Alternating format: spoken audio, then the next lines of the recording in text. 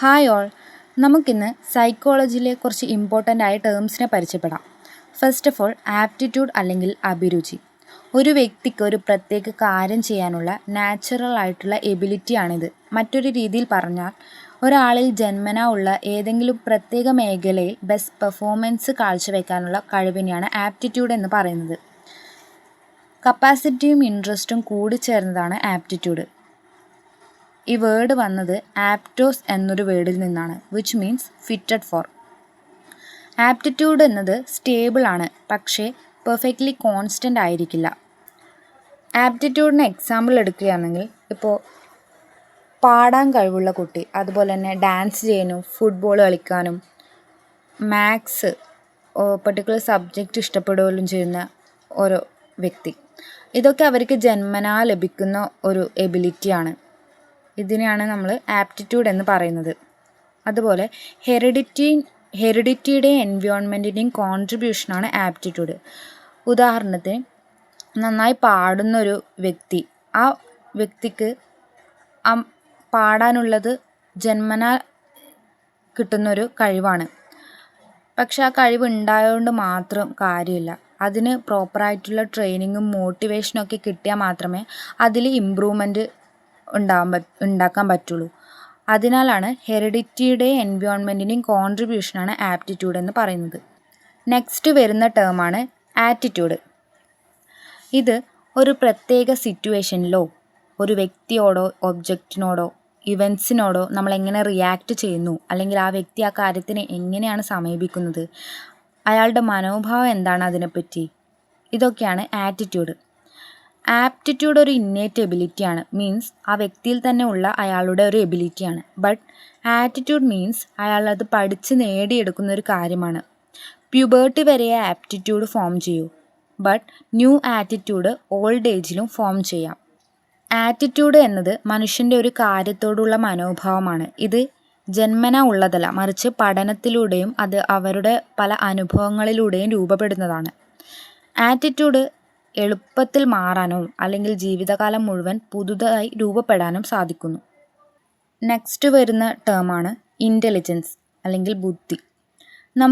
നമുക്ക് എത്രത്തോളം നമുക്ക് ചുറ്റുമുള്ള കാര്യങ്ങളെ മനസ്സിലാക്കാൻ കഴിയുന്നുണ്ട്, അല്ലെങ്കിൽ എങ്ങനെ നമുക്ക് റാഷണലി തിങ്ക് ചെയ്യാൻ പറ്റുന്നുണ്ട്, നമുക്ക് ചുറ്റുമുള്ള അവൈലബിൾ ആയിട്ടുള്ള റിസോഴ്സസിനെ എങ്ങനെ മാക്സിമം യൂസ് ചെയ്യുന്നു, ഇതിനെയെല്ലാം തന്നെയാണ് ഇൻ്റലിജൻസ് എന്ന് വിളിക്കുന്നത്. ഇത് ഒരാളുടെ സാമാന്യമായ മാനസിക കഴിവാണ്. ഇത് റാഷണലി തീരുമാനങ്ങൾ എടുക്കാനും അതുപോലെ പരിസരങ്ങളോട് ശരിയായ രീതിയിൽ പെരുമാറാനും സഹായിക്കുന്നു. ഇൻ്റലിജൻസ് എന്നത് പരിശീലനത്തിലൂടെ വളരുന്ന ഒന്നല്ല, പക്ഷെ അത് എല്ലാ പ്രവൃത്തികളെയും സ്വാധീനിക്കുന്നുണ്ട്. നെക്സ്റ്റ് ടേമാണ് ഇൻട്രസ്റ്റ് അല്ലെങ്കിൽ താല്പര്യം.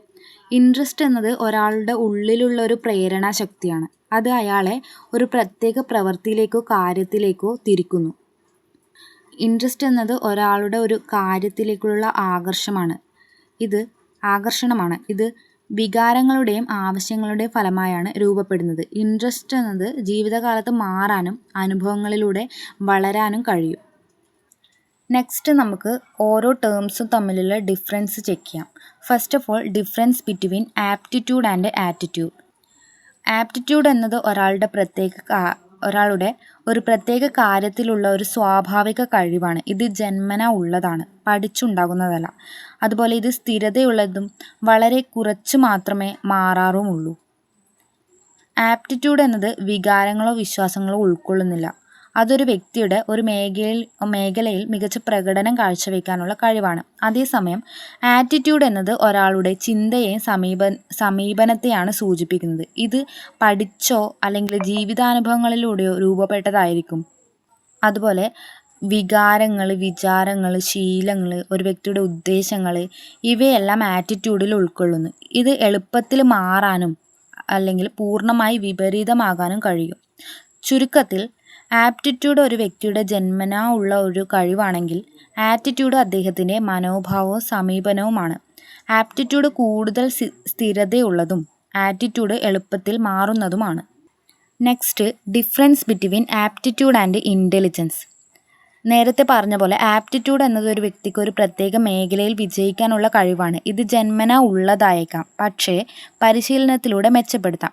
ആപ്റ്റിറ്റ്യൂഡ് ഭാവിയിൽ നമുക്ക് എന്ത് ചെയ്യാൻ കഴിയും എന്ന് കാണിക്കുന്നു. ഇത് ഒരു വ്യക്തിയുടെ ഇൻട്രസ്റ്റുമായിട്ട് ബന്ധപ്പെട്ടിരിക്കുന്നു. ഉദാഹരണത്തിന് സംഗീതം, മെക്കാനിക്കൽ ജോലികൾ, ഇവയിലൊക്കെയുള്ള കഴിവ്.